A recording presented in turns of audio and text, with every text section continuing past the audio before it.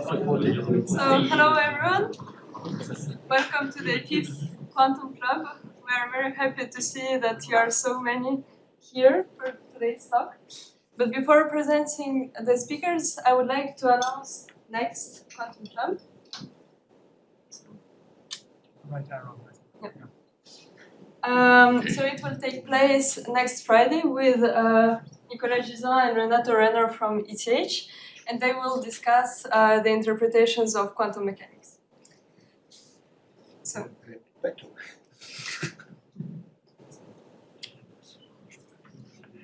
our today's dear guest is Julian Sonner, who is professor here at University of Geneva at the Department of Theoretical Physics. So before Geneva, he did his PhD in Cambridge and a postdoc in MIT. And today, his main interests are in string theory, holography, and many-body systems. His talk today will be about the secret life of black holes and more precisely about quantum gravity. But before Julian's talk,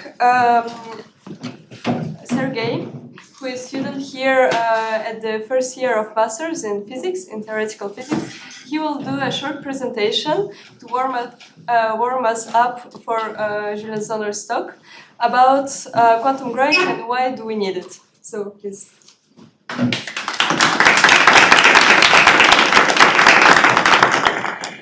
I change it for you? Yes.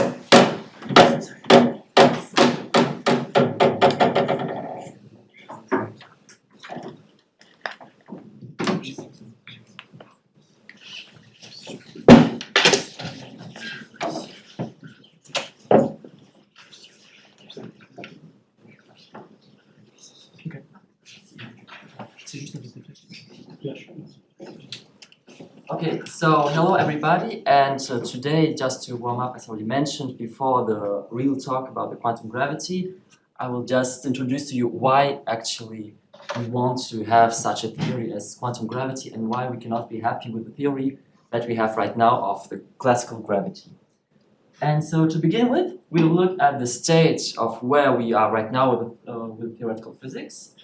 And if we look at the four standard interactions, the gravity, weak, strong, and electromagnetism, we can actually separate them using two different theories. We can take the weak, strong, and electromagnetism using the standard model and describe them using the quantum field theory or the quantum mechanics. While the gravity alone we can only describe with the general relativity at this point. Just to give you a small idea how we do actually the description of the quantum field theory, well, in this case, we look at the interactions as being caused by the gauge bosons, something like particles that you might see in particle physics. And this theory is mostly valid at microscopic scales, even though there are some examples like the neutron star, where we also have quantum effects on it, even though it's a bit larger. The important point here to make is that quantum theory does not describe gravity. It is not possible to describe the gravity with quantum yet. So just to give you an example how it works with the gauge bosons, all the stuff. Classically, if we look at the electric field, you've seen it, we have a positive charge, for example, in this case, and out of it we get an electric field, which is something.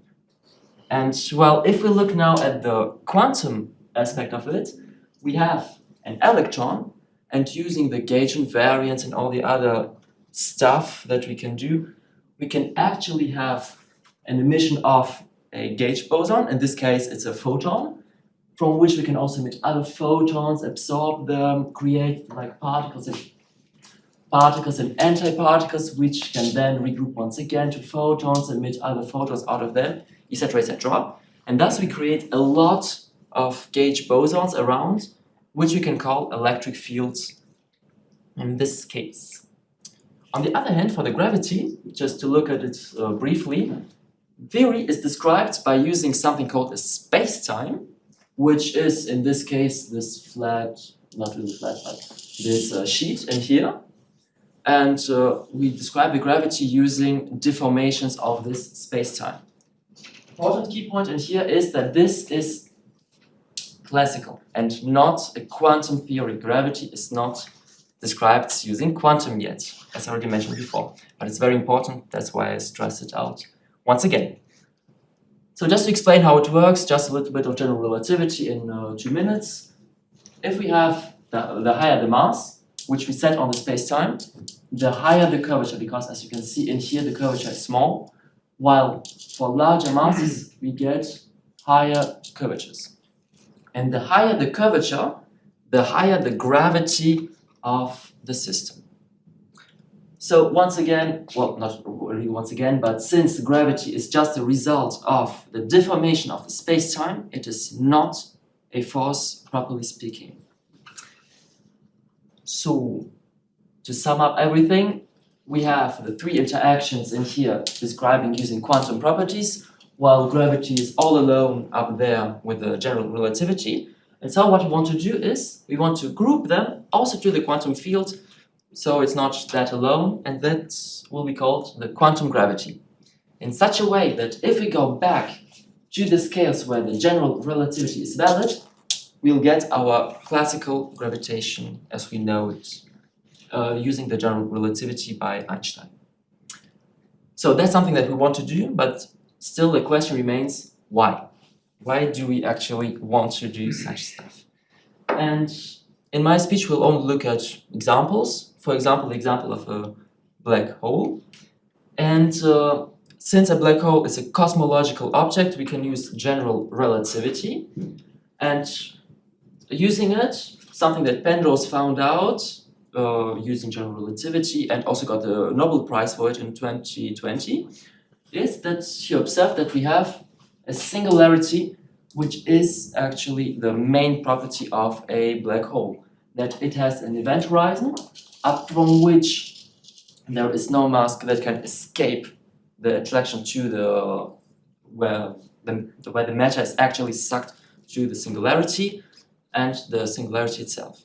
Even though there are 2 cases of singularities, one where the matter is forced to be compressed to the singularity, and the one where certain light rays can emit. For simplicity, we will not look at the second one, and also because I have not that much time to explain it, we'll only look at the first case.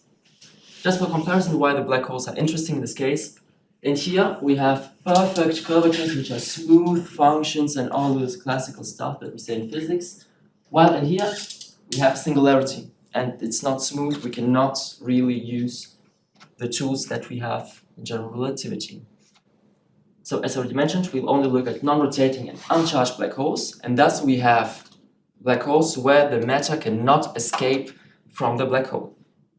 These black holes are called the Schwarzschild black holes, and in this case, the singularity is just a single point at the infinity. Since it is a single point, we see that the volume will be actually 0 in this point. But using also general relativity, we can find out that actually the mass is completely in the singularity point. And all the rest of the points, there's no mass contribution to the black hole.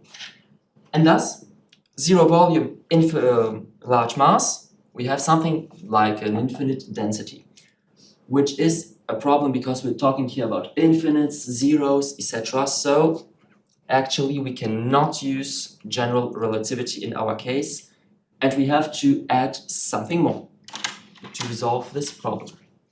So what we can do is, as you can see in here, the singularity is a very dense point, and so we can actually add quantum mechanics to it, because at high densities, at microscopic levels, we have particle interactions. And if we use now quantum mechanics with the general relativity, we actually find out that a black hole is actually not that black, that is actually a black body, meaning that we actually have a radiation coming out of the black hole, which is given by, well, a temperature which is associated with the black hole, given by the Newton constant of gravity as well as the mass of the black hole. and the normalization coefficient 1 over h pi. We can also observe that actually a black hole is not just a cosmological object, but also a very complex thermodynamical system, and we can thus find an entropy which is associated with this system, given by, well, the surface of the black hole, as well as, well, we normalize it by 4 over Gn. And here I use the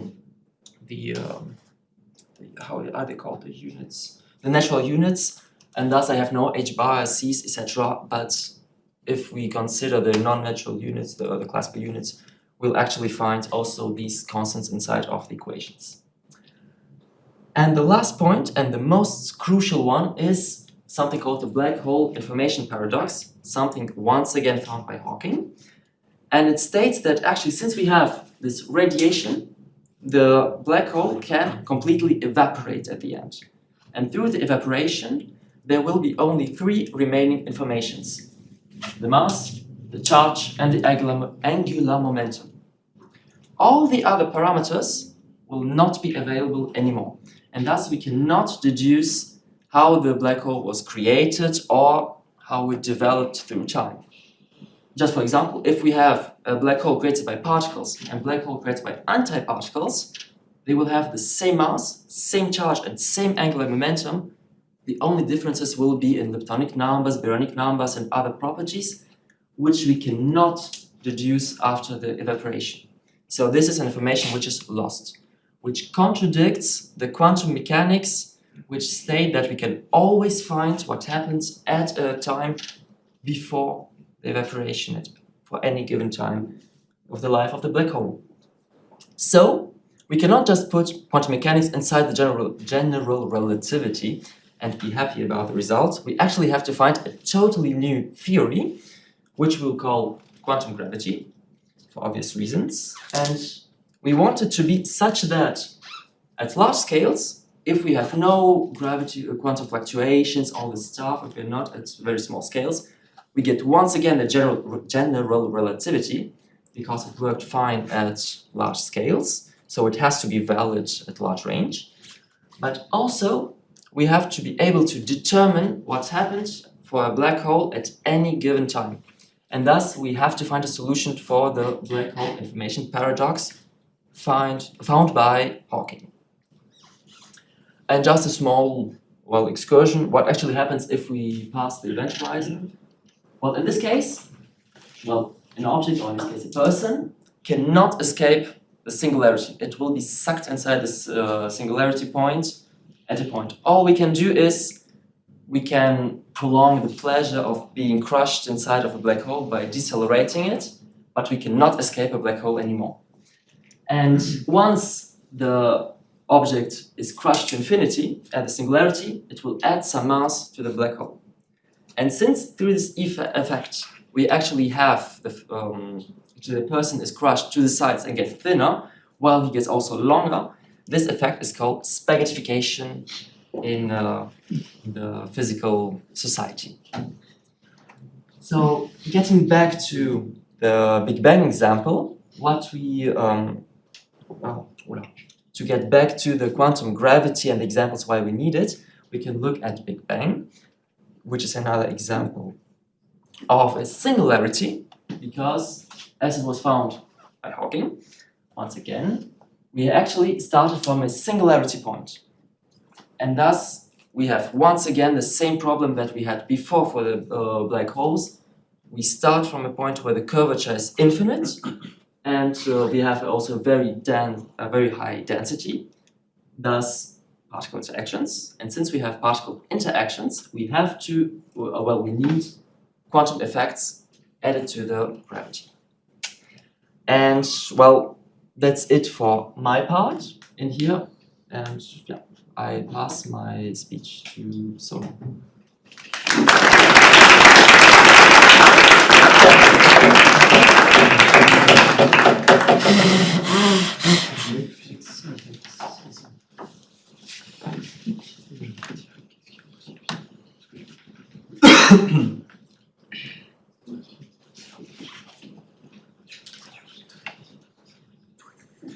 Okay, great. So thanks, thanks to everybody for coming. It's really nice to see all of you here.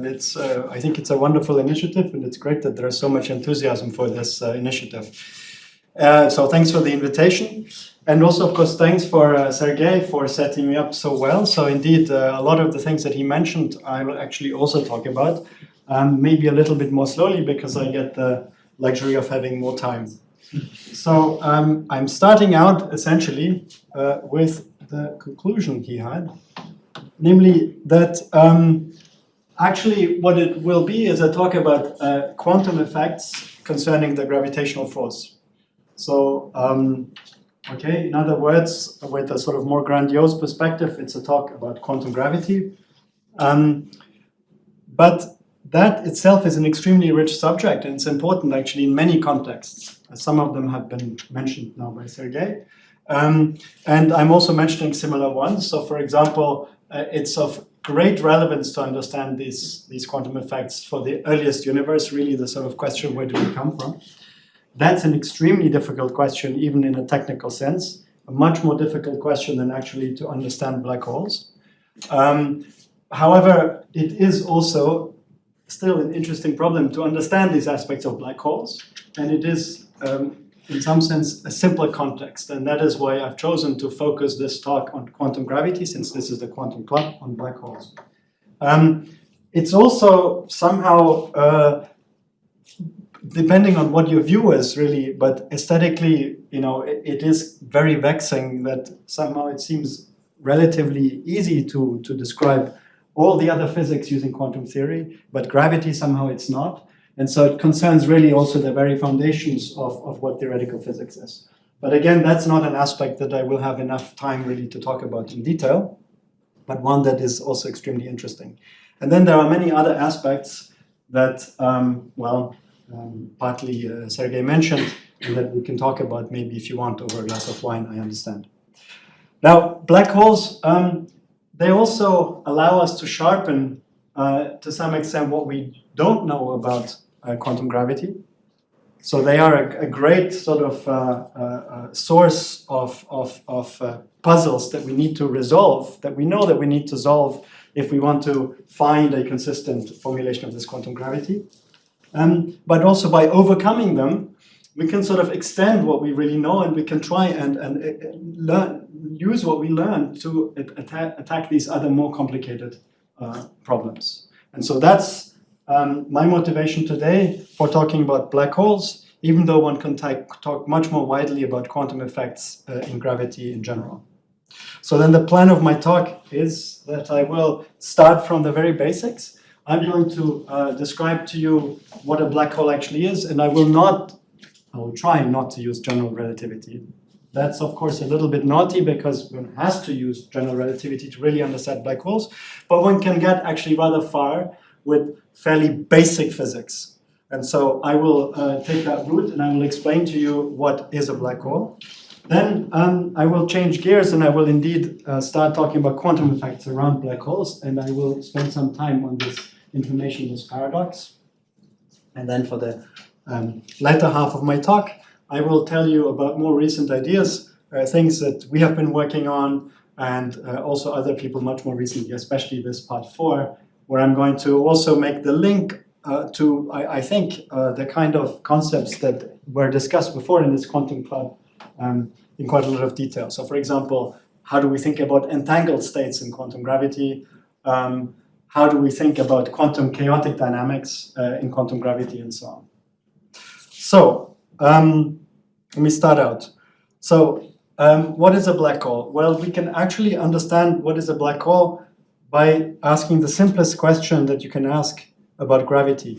Namely, what happens, of course, if you throw some massive object like Newton always liked to do, thinking about apples supposedly, you throw this apple, and you know that there will be the gravitational force between the Earth and the apple, which was basically, for all intents and purposes, at least on a human scale, force the apple to return back to Earth in a way that, of course, we can predict using Newton's theory of gravity. But you can ask the question theoretically, well, what would happen if you actually supplied more and more energy to this apple? What would actually happen eventually? And of course, at that point, probably we would have to put the apple inside some spaceship, and we have to supply the energy using chemical combustion, much more than you could ever throw an apple. But you can work out what would happen. Well, you just try and see what is the work that you need to do against the gravitational force. So that's force times distance gives you the energy exerted. This is the gravitational force that will act on the apple. Let's say the apple has mass m, the Earth has mass capital M. And you want to see what is the energy that is needed to take it from the surface of the Earth, R, to a point infinitely far away. And you can ask, what, given the parameters of the Earth, so its mass, Newton's constant, and its radius, what kinetic energy, so what velocity do you have to attain in order to actually escape the gravitational pull of the Earth? And there's a famous answer which has been known for a very long time, much longer than we actually think, which is approximately 11.2 kilometers per second. Okay, that's an interesting number about planet Earth. And of course, famously, we have actually managed to shoot objects, not just apples, even human beings, outside of the gravitational pull of the Earth. So this is this famous monument for the conquest of the cosmos, which there is a copy of it here in Geneva in the UN grounds. The original, of course, still is in Moscow. And it, of course, commemorates the first human spaceflight of Yuri Gagarin. Now, the escape velocity is 11.2 kilometers per second. But in order to go to the black hole, the question that one actually asks is to reverse the logic. And that question, it could and was asked already around the time of Newton. The question is, what kind of object would actually, so not the Earth now, some imaginary object, such that the escape velocity is the speed of light? Well, that's an easy thing to work out. I put the speed of light here, and I can either solve it for, let's say, the mass of this object for a fixed radius, or for the radius of this object for a fixed mass. Now, you conclude, therefore, let's say, if you fix the mass, that if I take a mass of an object, like, for example, the sun, and I confine it into a sphere of radius 2 g Newton mass over the speed of light squared, so that's basically just solving that formula that I showed you for the radius, then the escape velocity from its surface is formally the speed of light. So that's how far, in some sense, Newtonian reasoning can get us. But what it says is that not even light can escape its gravitational pull. So then, what does such an object look like? Well, it literally looks like that. There is no light that comes from it. But here you assume that light has some mass. Well, I am assuming that light is affected by the gravitational force, which at the time was not known at the time of Newton. So in actual fact, in order to really derive this, you need general relativity. But what is interesting, even historically interesting, is that this prediction, namely the prediction that there exist stars that we cannot see, was made by Laplace. So long before general relativity. So okay, they were working like sometimes physicists work. They were saying, well, let us just ignore the fact that we don't understand how light could be affected by gravity. Let's just assume that it is affected, which actually in the future turned out to be true. And they were predicting there should be these so-called dark stars, which now we would call black holes. So this idea of black holes, of objects that are so dense that not even light can escape them, it actually goes back to the 18th century and is an extremely old idea, which I find an interesting side note on the history of physics. But at any rate, the physics, well, the formula here of this radius is correct even using this slightly incorrect Newtonian reasoning. So there is a radius called the Schwarzschild radius, that's why I'm calling it RS, and Schwarzschild is the same Schwarzschild that Sergej already mentioned. And if I confine a mass to within that radius, then it will become unobservable by means of optical observation. Now, of course, that has remained speculative ever since, until very recently. The theoretical underpinning was improved massively with the advent of general relativity and then Schwarzschild solution, which basically makes this prediction rigorous and consistent. But more recently, actually, we have plenty of experimental evidence that these objects actually exist. So that's also one thing that is really great nowadays, that we can use a number of observations that, for example, suggest that at the center of our very own galaxy, there is such a black hole. So the first evidence that this is the case actually came by realizing this suggestion by Laplace, and there was also an Englishman called John Mitchell. And what they were suggesting is that, okay, you can't see that thing, but it's still there in the sense there is still mass here. So what you should look at, actually, you should look at stuff that orbit around it, like stars that orbits around it and that emits light. And if the orbits are deviated in such a way that where you see nothing, there has to be a mass, it should be one of our dark stars. In fact, that is exactly the observation that was made, not by this team, but first by I think Reinhard Gentzen and Andrea Ghez, who basically measured the orbits of stars at the center of our galaxy, where we see nothing, but the orbital parameters are consistent with the existence of a large amount of mass at the center.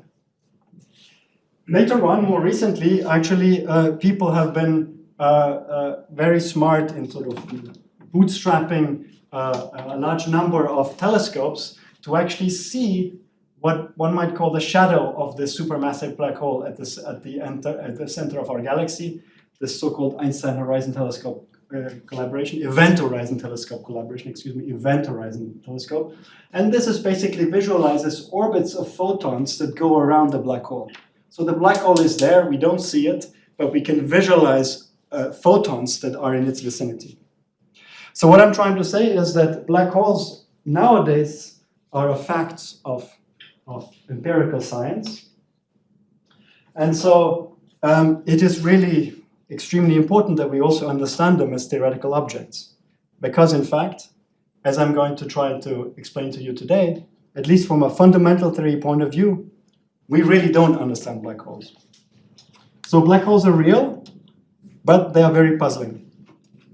So they are, in one sense, the simplest, but arguably also the most puzzling objects in the universe.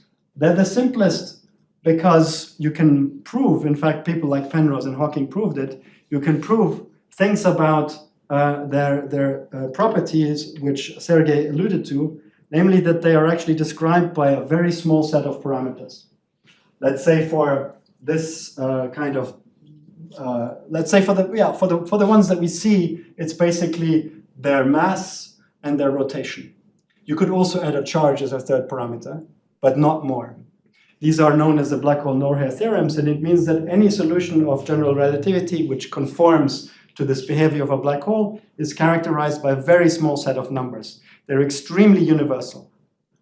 So the important point is they are characterized by those numbers, even if they formed from extremely complicated initial configurations. Like if all our galaxy collapses into a black hole, all the stars, everything that makes us, everything that we know, in the end it's just 3 numbers, or 2 probably, because the charge will be neutralized. Okay? It's an amazing theorem, by the way. It's an amazing fact about general relativity. So they're very simple. On the other hand, as I said, we still don't understand them. And one aspect that we don't understand is precisely the fact that if you think a little bit more about them, it seems like they actually have a temperature, and it seems like they actually have an entropy. So I will explain more the physics behind this, but I wrote here temperature and entropy not using natural units because I wanted to show you that both of these are effects that are proportional to Planck's constant, or 1 over the Planck's constant. And so they must take into account quantum effects. So just talking about classical black holes, we won't be able to understand these properties.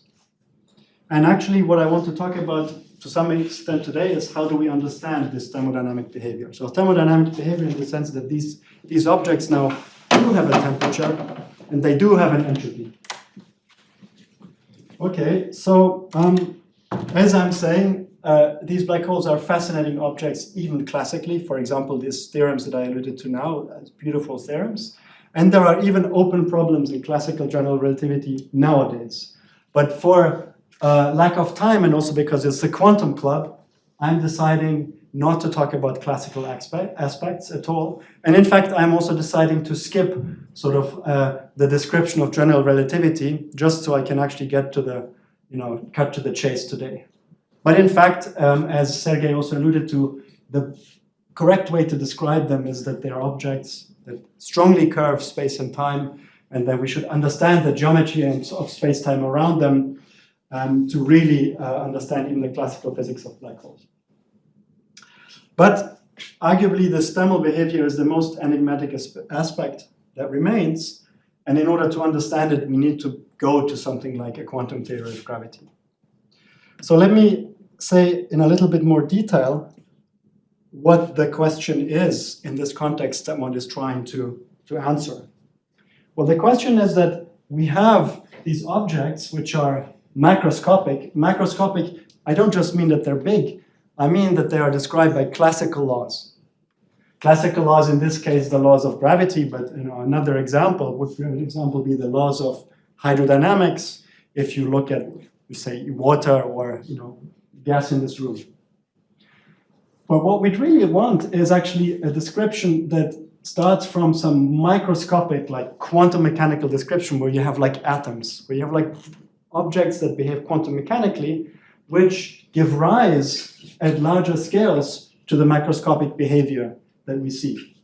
So for example, as Boltzmann famously showed, and Gibbs and even Maxwell actually, whenever you have something like an entropy in any other context, let's say not the context of black holes for now, for example, the gas in this room, if you have an entropy, what you want to know is you actually want to have an underlying macroscopic description such that there is a number of microscopic states, which I call omega, such that the entropy can be microscopically explained by taking the log of the number of possible configurations and the degrees with your macroscopic entropy. That's a very satisfying description of, let's say, the thermodynamic behavior of any kind of other matter that we know.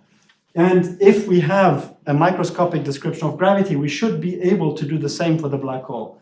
So there should be a number exponential in the entropy of microscopic configurations such that the entropy of the black hole, this by the way stands, it's very useful, stands for black hole, but also for the two physicists who derived it, Bekenstein and Hawking, so that this Bekenstein-Hawking can be seen as the log of a number of microscopic configurations. That is sort of like the minimal requirement that we should have in a quantum theory of gravity. But actually, one likes to be more ambitious, and so this is maybe a preview. Maybe we'll get back to this at the very end. Actually, we would like to understand more than just the number of microstates. We would actually also know how do they arrange themselves. And so this is for those of you who have been already in quantum mechanics courses, probably the majority of you. We would actually understand exactly the structure of the Hilbert space that is associated to the microscopic theory of this black hole. Like, what are the states? How are they arranged? And how do we represent them starting from a theory of gravity? Okay, so that's sort of the more detailed question. And what I certainly have found in recent years, and also, of course, other researchers, so this is a little bit of an aside, is that it's actually extremely helpful to think about how chaos and thermalization work in the context of black holes. So let me say that in general, right, thermal states like these black holes are very simple. They're specified only by, let's say, the temperature, by the pressure, by a number of other parameters. Yet we know that the underlying microscopics can be extremely complicated. But what is interesting is that because this dynamics is so complicated, in a specific scientific sense, it's chaotic, it actually gets very effectively randomized. And if something gets randomized very effectively, the effect can be very simple again. So, you might start with some mixture of coffee and milk or tea and milk, and you stir it and you see these beautiful turbulent phenomena. But after a while, it equilibrates to tea with milk or coffee with milk, which has one temperature, which doesn't have any sort of strange turbulent flows, and so on. I'm showing you this, first of all, of course, because it's interesting. But secondly, some work that we did here in Geneva with Ben Withers, who is now actually a professor in Southampton. He was a postdoc here. We actually asked whether, so what I'm talking about here is kind of classical chaotic dynamics. A cup of coffee is a fairly classical object. But the classical chaotic dynamics actually are an imprint of underlying quantum chaotic dynamics in this case also. So we asked the question, is a black hole actually classically chaotic? And so what we did, this is, of course, the choice of color is motivated by tea and milk, but you will see that what we're doing here is we're basically focusing in on a region of the actual horizon of a black hole. So Sergej mentioned this horizon. It delimits the region from which you can escape and the region from which you can no longer escape. And what we did is we actually sort of stirred space-time a little bit. We gave some boundary conditions that make the fabric of space-time flow in one direction where I have like a stripe that is bright, and flow in the opposite direction in a region where the stripe is dark. And it is known that in normal fluids, these so-called counterflow conditions lead to turbulent decay and to chaotic dynamics. In fact, to this idea of Kolmogorov turbulence. And what we did, especially Ben, we put this on a big computer and we simulated the laws of general relativity. What would they predict? And what comes out is the following. So, of course, we analyze this quantitatively. For example, we're showing here some sort of convergence to Kolmogorov scaling laws. But you can even see with your own eyes that this is some sort of chaotic dynamics where you form these eddies. And eventually, well, in this case, through an inverse cascade, these eddies become bigger and bigger, and you would end up in a homogeneous solution with just, black hole with milk. Or I don't know how it's called. And we had to stop it at some point because this was really a very large computation. But it's obvious that it leads to the equilibrium. So that is one indication, a non-linear indication, to be clear, that black holes are also classically chaotic, and that the underlying dynamics that establishes this thermodynamic behavior should be linked to chaotic dynamics as well. And it's also a nice movie, and maybe I'll show it one more time. So they have these counterflow initial conditions, and I emphasize one more time that these are actually deformations of space-time. Right? What you see here is just sort of like a particular plot of components of the curvature of space-time. And what you can see is that, well, it starts with very small eddies. Because this horizon is two-dimensional, by the way, it has this interesting feature that instead of having big eddies that become smaller, it has small eddies that become bigger. This is actually known as an inverse cascade from the point of view of Kolmogorov. So this is on a torus, yeah? Well, we did actually periodic boundary conditions here because, again, we only had a finite-sized computer. But you should also be able to do it with non-periodic boundary conditions. Can you have event horizon a torus? Yes. Yeah. But only in ADS space, not in flat space. In flat space, there is a theorem by Hawking that says you can't. Very good. So much about classical effects in nice movies. Quantum effects.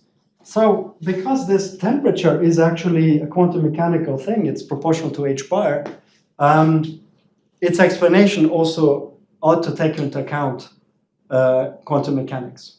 In fact, it has to take into account quantum field theory. So this is the classical calculation that was indeed done by Hawking and almost at the same time also by Bill Unruh, which is the question, okay, let's say there is a black hole. So this black hole will have some event horizon, which I am, but again, delimits the part of space-time where you can escape and the part where you have to fall into the singularity. Here, this is where you fall into the singularity. Here, you can still escape to the right. And the surface in space-time that delimits these two regions is called the event horizon. So heuristically, it's really a heuristic picture. There is a calculation underlying it. The following can happen. In quantum field theory, like actually Sergej was showing, he had this photon emission and then there was like an electron-positron pair. Actually, there's always a finite probability that out of nothing, there pops a pair of a particle, like an electron, and an antiparticle here, like a positron. And typically, sort of cosmic justice is restored because the electron and the positron, after a very short amount of time, they meet again and they become pure energy, like this photon. But in the presence of an event horizon, there is the problem that if one of these partners actually falls inside the black hole, it can never come out again. It cannot, in that sense, restore this cosmic justice of energy, and therefore liberates its partner to actually become manifested as a particle outside the black hole. Now, we will talk about what happens to the guy who falls in a minute, but for the time being, if you're actually outside the black hole, if you're an observer here, you start observing particles that seemingly come from the horizon. So this quantum effect makes it so that there is an emission of particles. And in fact, as I said, in actual, if you really do this, you have to do a more precise calculation in quantum field theories, sort of like, our best form of quantum mechanics.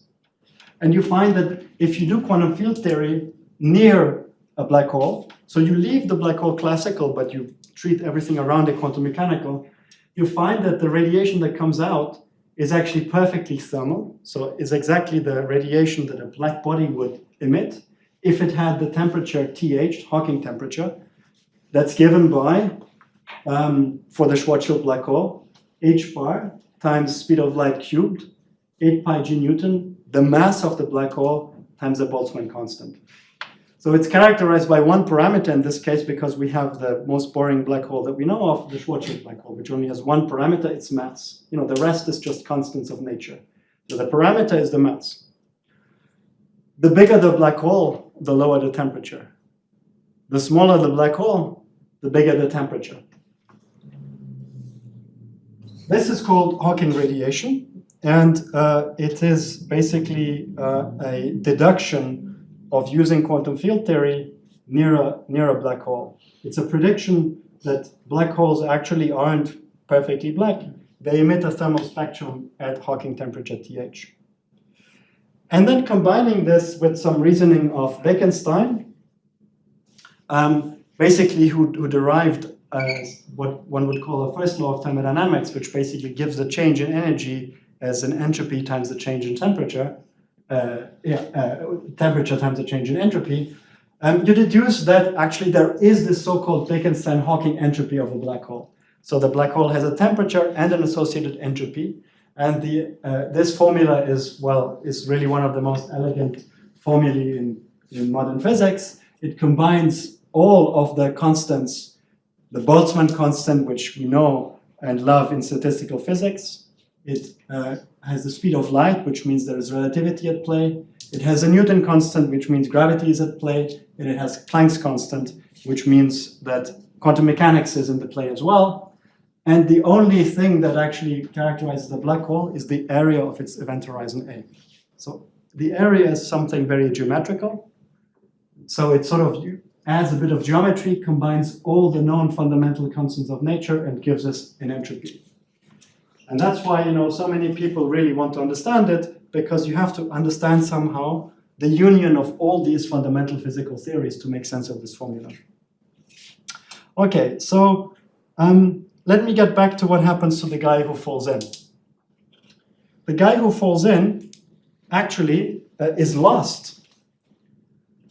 And the finite energy that it costs to make this particle-antiparticle pair. It costs a finite energy. Someone has to pay for it. And that someone that has to pay for it is the black hole itself. You can show that the black hole loses energy, which is exactly the energy that was needed to create the pair of particles. The black hole has a mass. A mass, of course, by Einstein is equivalent to an energy mc squared, so there's plenty of energy there. So the black hole has to reduce its mass in order to liberate the energy that is needed to create that pair. So that means that with every emission of one of these Hawking particles, the black hole has to become smaller, has to give that mass energy to the radiation. So, okay, one other way of saying it, which again in Geneva is probably a good way of saying it because we have all these banks, you know, the banks would also say that infalling radiation adds negative energy to a black hole. It's like owing negative money to a bank. At any rate, in the end, the black hole loses mass and energy, and it becomes smaller and smaller. It starts to disappear, actually. If you just let this process go on, at some point, the black hole, even though it has a huge amount of mass energy, it will exhaust its mass energy, and it will just disappear. And that's important. That's an important ingredient. Not just that the thing radiates, but that it loses its mass, and it will eventually disappear. Eventually, well, for a Schwarzschild black hole that has 1 time the mass of the sun, it takes 10 to the 66 years, extremely long time, which is also, of course, reflected in the fact that such a black hole would have an extremely tiny temperature. It's a very cold object. But, of course, as we saw before, if you had tiny black holes, then they would be extremely hot, and in fact, they can evaporate at an extremely fast rate.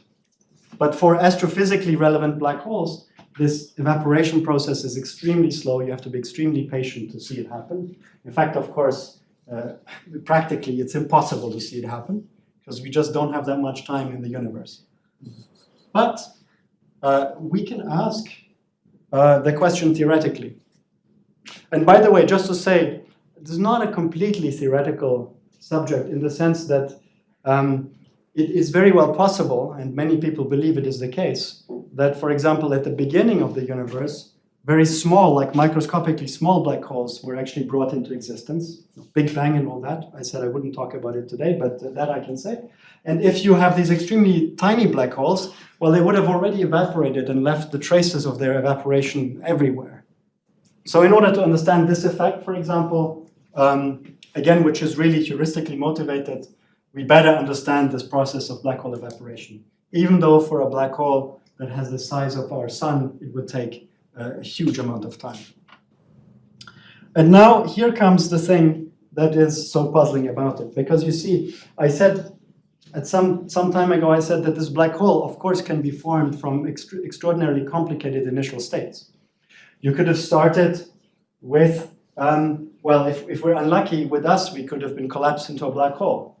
So all that information that we have, all of the literature, all of the science that we know, all of the art, all of that, it would be sucked into the singularity of the black hole, and in particular, it would be there. But then what would happen is that the black hole radiates and radiates and radiates with a perfectly thermal spectrum. And in the end, that black hole evaporates, it's gone. No longer, as our books, our encyclopedia, and so on, just thermal radiation. And that thermal radiation is characterized by just one parameter in this case. So the information is truly lost. It's gone. By the way, just to illustrate that diagram, maybe I should say more. Basically, what I'm saying is that there's some initial state. Time elapses as we go up. This initial state is, as I said, contains a great deal of information. We don't have to be so poetic about it. We can just say, lots of ones and zeros. And then it forms a black hole. That black hole has its horizon. This is the horizon of the black hole.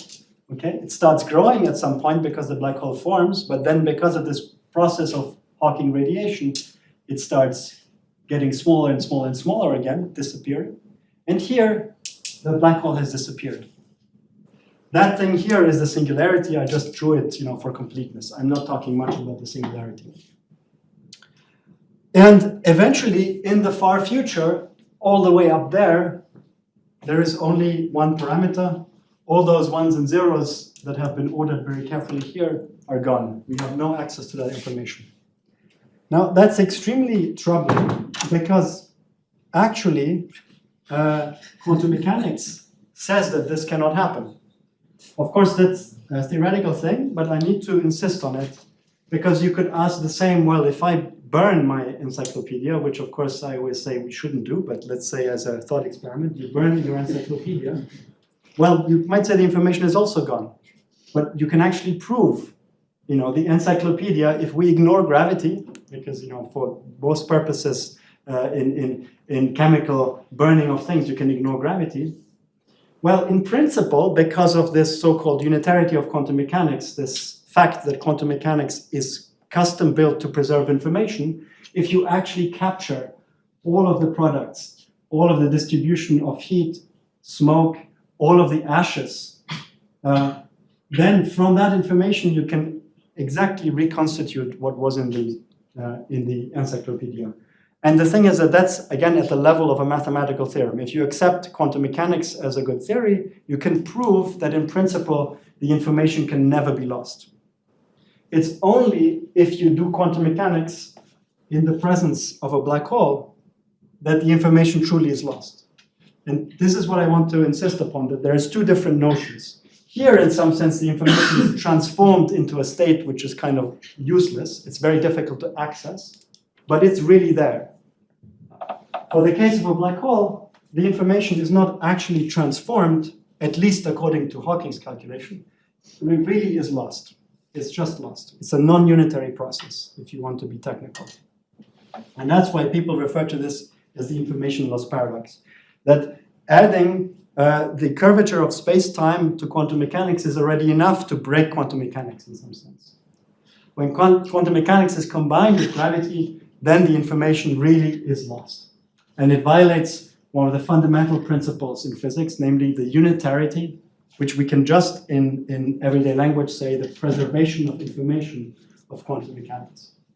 And I'm listing some informations here, some options what one might do with this, and I'm going to actually address two of these points in the remaining 5 minutes or so.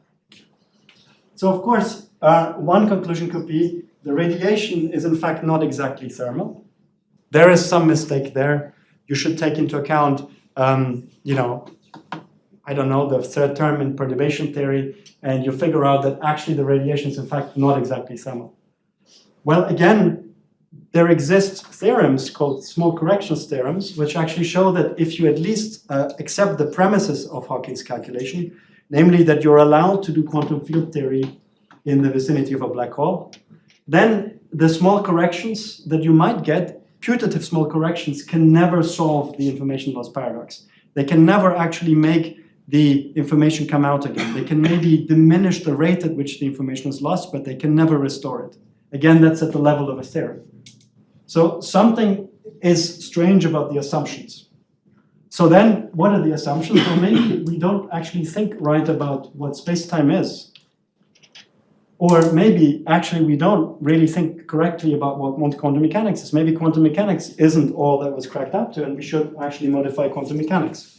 All of these things are actually possibilities.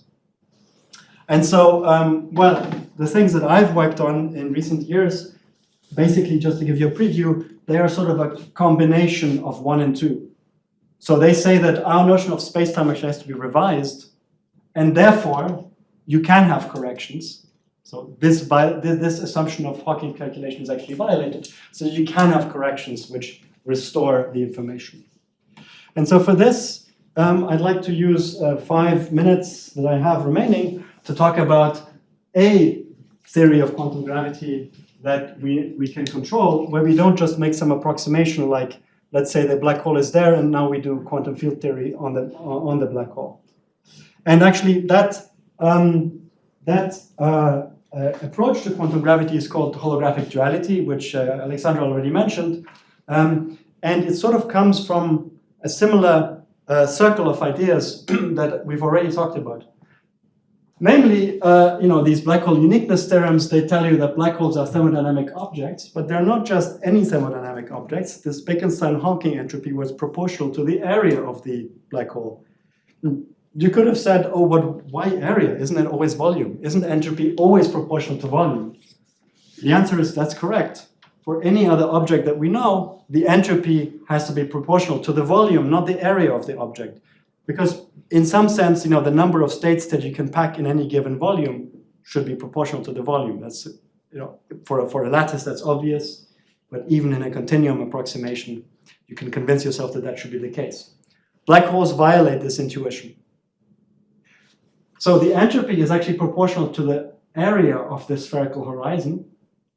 And so third, all the information that is in a black hole, because entropy encodes information, is encoded as what we call a hologram on the horizon. Because you have, let's say, a three-dimensional region, but actually you only need a two-dimensional sort of holographic representation of the surface in order to know all the information that's inside. So it is true about black holes, but what holography says is that, in fact, we should elevate this to a general principle. Any gravitational object, any gravitational region should be describable by thinking about the degrees of freedom on a surface that delimits this region, which has one dimension less. And in particular, this gives rise to this ADS-CFT duality, which says that any theory of quantum gravity, one example in which this is explicitly understood is string theory in 5 dimensions, so not exactly the world we live in.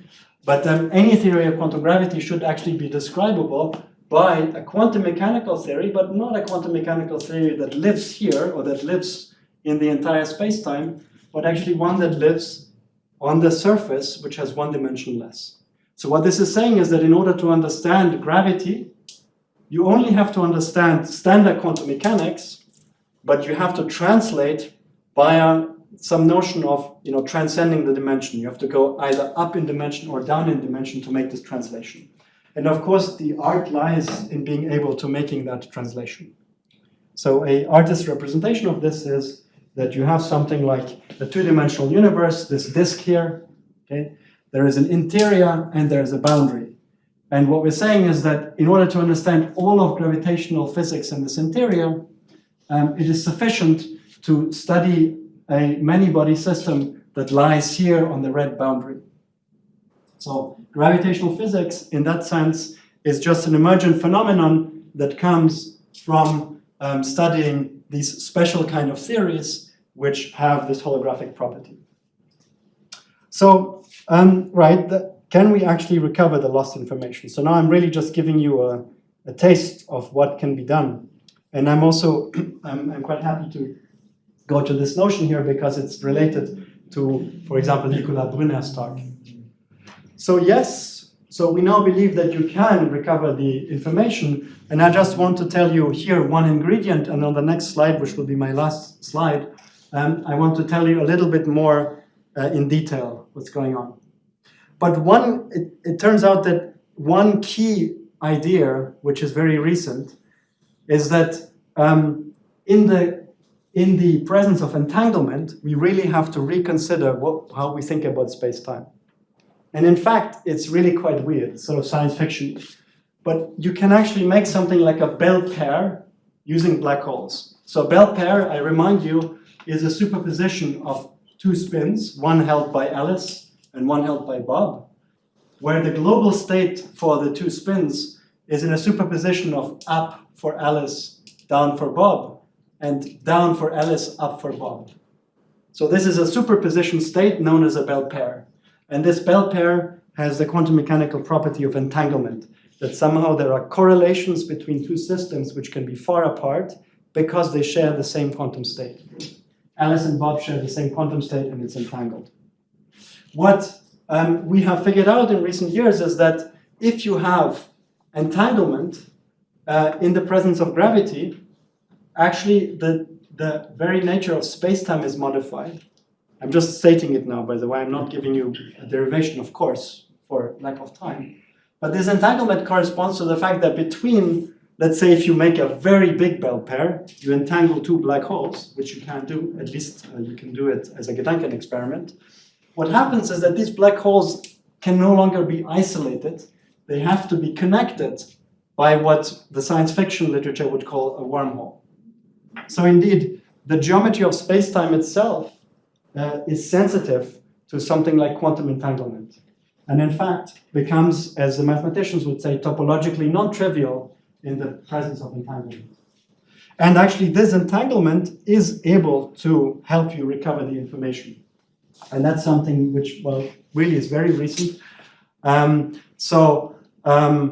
way that we, for example, demonstrated that you can get hold of the information is that we actually showed that this idea of underlying chaotic theory that I mentioned for the black hole and the cup of tea or the cup of coffee is actually precisely what is encoded by the idea that there's a wormhole between two different regions of space. So these things are called Euclidean wormholes, and what they imply are very subtle energy correlations in the spectrum of the underlying quantum theory. And we can calculate these energy correlations, and we find that they satisfy so-called Wigner-Dyson statistics. And this Wigner-Dyson statistics, sorry, I lied, actually, I have one more slide. This Wigner-Dyson statistics is what comes out in the end to save the day. So this is the last thing that I want to explain. There's quite a bit here, but I'll show you what to focus on. So a cure to Hawking's paradox is precisely these Wigner-Dyson correlations in a quantum theory of gravity, which are there because the theory is chaotic. So how does it work? Well, this is a quantitative depiction of Hawking's paradox. So this red figure, this red line is what Hawking would have calculated in 1974 had he calculated the so-called special form factor. That's just a nice mathematical function, but I can use this method. We're allowed to use this method to see what he would have predicted. And what he would have predicted is that that thing as a function of time decays to zero. Okay, I actually drew this on my iPad, so this is a bit ugly, but it's supposed to be an exponentially decaying function at late times. But I can prove from quantum mechanics that such a function, this so-called spectral form factor, in quantum mechanics is not allowed to decay. It has to be at least the size of e to the minus entropy of the black hole. So the question is, and the fact that it decays to zero is simply an imprint of this famous information loss paradox. It's a more quantitative thing than what I said before. The quantitative thing is that the curve is zero, but unitarity means that it has to be at least e to the minus s. And it turns out that Hawking only calculated with a black hole. In fact, it's a quantum theory, so you get fluctuations of all these virtual wormholes. And if you take them into account, so you modify Hawking's calculation by putting these non-trivial wormholes, what happens is that you initially follow Hawking's prediction, but at this point, you end up locking onto this purple prediction, and the curve rises again and it exactly saturates what it needs to saturate to be compatible with unitarity and therefore information restoration. So this late time information loss, or technically non-unitarity, is actually cured by a wormhole-like quantum fluctuation. Sounds extremely science fiction, but at least at the level of equations, it's simply what happens. So let me summarize. So black holes are these really simple and at the same time very mysterious objects, kind of like a perfect laboratory to study quantum effects for the theory of gravity. Not too hard, maybe just hard enough to be interesting. Of course, we'd like to also understand what happens at the beginning of the universe, but that is much more ambitious. Well, one thing that we learned is that black holes aren't really black. There is this Hawking radiation. This information appears to be lost if we treat it semi-classically. Semi-classically here means that we take the black hole that's there, and then we do quantum theory on top of the black hole. But actually, if you take a full theory of quantum gravity, you should account for the apparently lost information. And in some toy models, and toy models meaning here the kind of theories that we could do our calculations in, which do not exactly correspond to our universe, unfortunately yet. But in these toy models, you can account for the apparently lost information. And some of the key ingredients are that the geometry of space-time itself is actually related to the quantum property of entanglement, and that the topology of space-time actually encodes the ideas of quantum chaos. Right, so here I am. Thank you for your attention. I'm open for your questions.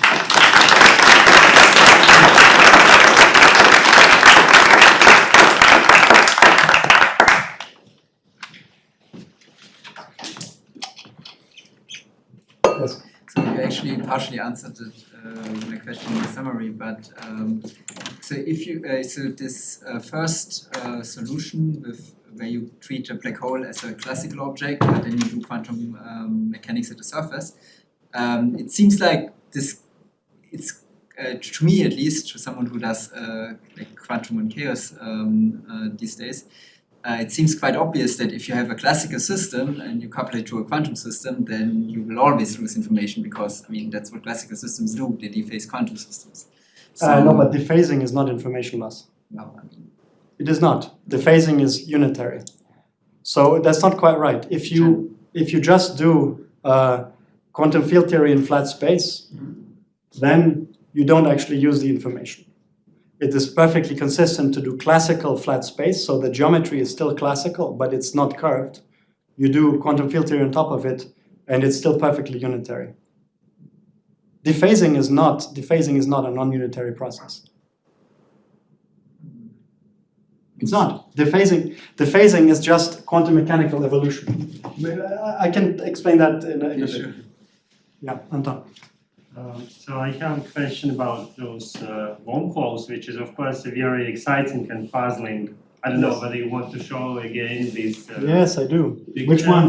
Yeah. This one came from Quanta, by the way. This one, which is more like a piece of art, and so we have this talk by Renate Renner, who was telling us that those wormholes they come from some kind of replica trick. So I'm just wondering, is it like a real thing that we expect in our universe, even like, or this is more like a way of explaining things which are much more like, do we really expect such things to happen? So this one, yes, because this is not the kind of wormhole that Renato talked about. This one, so it's a different kind of wormhole. Yeah. That one is actually the replica trick type wormhole. Because So these are not really wormholes which would be like connecting different regions of space-time in our universe. But these ones, actually, these ones, yes. So in fact, this so these are like Lorentzian wormholes which are related to entanglement. The Euclidean ones are related to chaotic properties. And the ones that are related to entanglement, the most like the boldest claim would be that yes, they are out there in our universe, and they connect regions of space-time that are space-like separation. But Renato's wormholes, and also the one that I work on mostly, the second kind. So the ones related to the information loss paradox. Yeah, they are replica type wormholes. Okay. Yeah. So we shouldn't worry that we kind of necessarily encounter them. This one not, but this one maybe we should worry about. Yeah. Yes. Can you maybe explain again why this information loss paradox? Because this thermal radiation also contains some information, right? So, well, there is not enough. Well, I mean, it's sort of. I mean, the simplest way of saying it is that when you start with an initial state which is pure, then you have a density matrix which is psi. It's a pure state density matrix, but the radiation itself has a density matrix rho radiation that depends on t, which is just e to the minus beta times the Hamiltonian. But this is just a And so the question is that can unitary evolution, or the S matrix lead to an evolution from a pure state of the global system to a mixed state of the global system. And that is a contradiction with unitarity. But this is just the state of the radiation at a given time. This is the state of the radiation at late time. At late of the whole radiation which was emitted in the past. Yes. But do you take into account kind of the correlations between early and late times? Or you just look at one time? Well, here I look at just one time, but I'm not quite sure what you're referring to, but the fact that there are additional correlations, is in fact behind this idea that these correlations are present in the form of entanglement between early and late radiation, but they modify still what you call the geometry, and they modify the geometry by adding these kind of wormholes to it. So that corresponds to the second point here, namely that yes, you can say there are these correlations now, but these correlations mean that we need to revise what we thought space-time is like. And in particular, we have to admit these so-called Lorentzian wormholes. I mean, if an atom emits radiation, the radiation will also be entangled between early and late times, right? Because Yes. if you emit a photon first... That's correct, but the atom that emits radiation, if you take the global state of atom plus radiation, then if you start in a pure state, you will always globally remain in a pure state. You can ask about the reduced state of just the radiation or the reduced state of just the atom, and that one can become mixed. But that's not the same as the global state starting pure and becoming mixed.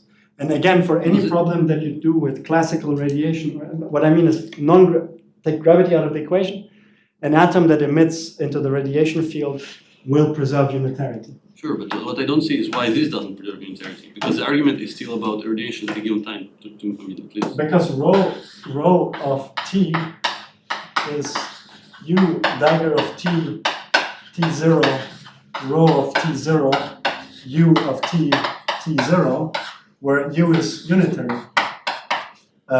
U dagger is equal to 1. And if I put in an initial projector, I can never get something which has trace of rho squared, which is less than 1. Here trace of rho squared is 1, here trace of rho squared is less than 1. You can prove in a few lines. No, I agree with you, Julian. No, I mean, the point is that this is not a global state, right? This is just a state. It is a global state. I say it's a global state. It is a global state. No, but at the end, the one below there. States in quantum mechanics are defined at fixed time t0. Quantum mechanics says that at any time t, like t1, t2, t3, I have a full copy of my Hilbert space. So a state is always defined at fixed time. So the global state can be defined at any time. Sure. But it should be the state of the radiation plus black hole, right? It is the state of radiation or plus black hole maybe here, but eventually the black hole will be gone. Here is just a state of the radiation because the black hole is gone. Okay. Your atom doesn't just disappear. That's another way of saying it. Your atom is entangled with the field. It remains entangled with the field. The Hawking paradox has the fact that at some point, for an effect that we don't understand, for a reason that we don't understand, the atom just disappears. Atom eventually becomes in a pure state. Right? We can talk about it in more detail, but Yeah, sure. I am 100% confident that there is no trouble with unitarity in the interaction between an atom I know and this an I'm electromagnetic convinced as well field. now. What I don't see is a trouble with unitarity with the black holes. Okay. You mentioned the string theory as an example where this condition would be satisfied. What's the status as a quantum gravity theory? So, I think this refers to this thing here. Right. So, yeah, so how can I say? So, string theory, if you consider it in a particular space-time, which happens to be 5-dimensional, you can give heuristic arguments. There are actually only heuristic arguments, which suggests that this 5-dimensional theory of gravity, if you could define it independently, would be dual to a very specific quantum field theory. Now what people have done is they have said, okay, that's interesting. Let's just now abstract this from the context of string theory and let's define the left-hand side by using the right-hand side. Okay? Now, if we had perfect control, the conjecture would say that if we could quantize fully non-perturbatively string theory in this space, then it should be equivalent to this theory. Such a statement has not yet been proven. You're there, right? Yeah. Yes. You said that it was possible to entangle two black holes, but in which observable they would be entangled? So that's a good question. So actually you can write down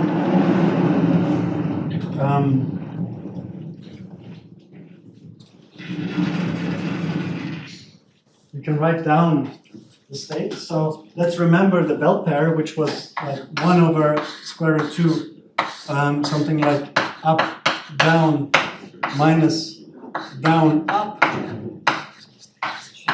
What has actually been shown already by people like Unruh is that there exists an analog of this, which is called this thermophile double state, which is actually a sum over the entire spectrum, e to the minus eta over 2 En, n, let's say 1 times n2. And it's actually normalized by 1 over the partition function at temperature, inverse temperature beta. And so this would be the sum over the entire Hilbert space. Now, in the context of the black hole, what does this mean? You have your e to the s Bekenstein-Hawking different states, n1 to h, and they're all, I call them n. Okay, n1 up to this number. Now you take 2 copies of them, so in some sense you take 2 copies of the black hole, and you put them in a state where I put them in the tensor product n1 times n2, and I weight every tensor product n1, n2 by e to the minus beta of this. That thing is called the thermophile double state, and it can be shown that it is precisely equivalent to having like a black hole here. I have to draw it with a surface. Well, you could draw it like this, which actually is connected through this Einstein-Rosen bridge to a second black hole here. So all the states n1 would be here, and all the states n2 are here. And this is therefore sort of like, this one would be an infinite temperature version of a thermophile double state with just 2 states, up and down and up. Here I have e to the s black hole many states, and I weight it by a finite temperature beta. And it can be argued that this is precisely the state of 2 black holes, but 2 black holes which through the interior are actually connected. So this connection here is what you would call the Einstein-Rosen bridge.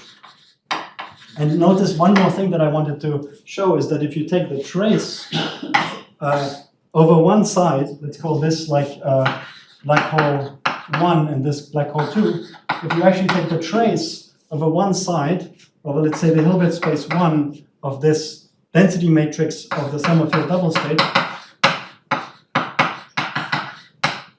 what you actually get is you get the density matrix e to the minus beta Hawking h n2 times n2. So you get exactly the Hawking state of the second black hole. So the reduced density matrix of this state is one single black hole, which is precisely what we would call the Hawking state. That's just a nice property of this. Yeah, okay, anyway. So you can think of the entropy of this black hole as being somehow the von Neumann entropy after tracing out one of the entangled pairs. Yes? Can the information paradox be solved by considering general relativity as an effective field theory? Like you take the action Einstein-Hilbert plus higher order operators, and you do quantum field theory with this, or you really need the full theory? No, that's a very good question, but I sort of mentioned the key word there. That is the subject of the so-called small corrections theorem. So this kind of approach doesn't work, but that's exciting, which relates to what Anton said. These so-called replica wormholes that have become very prominent recently, they are sort of like a minimal modification to effective field theory, much more minimal than maybe we would have thought previously was necessary. And there are claims that you can actually solve at the semi-classical level the information-loss paradox. But you have to add these new solutions, these replica wormholes to your arsenal of things. And they don't follow just from effective field theory considerations. They are sort of more non-perturbative.